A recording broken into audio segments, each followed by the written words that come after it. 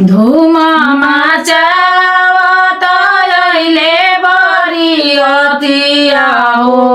धुमा माचावत अहिले बरियतिया हो बाजन बाजे बढी जोर ए लाला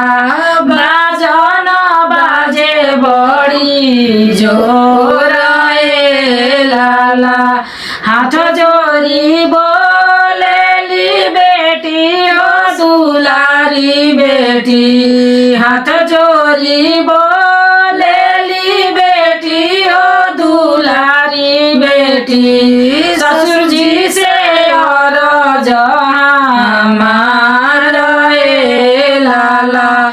ससुर जी से और हमार रे लाला धीरे धीरे बाजन बाजावाही मोरे ससुर जी धीरे धीरे बाजन बाजावाही मोरे ससुर जी दिलवा में धड़कन समाला ए लाला दिलवा में धड़कन समाला ए लाला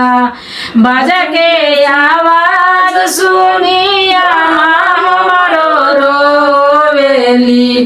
बाजा के आवाज सुनी चाची हमारो रोवेली बाजा के आवाज सुनी भाभी हमारो रोवेली रोवेले सब परिवार हे लाला रोवेले सब परिवार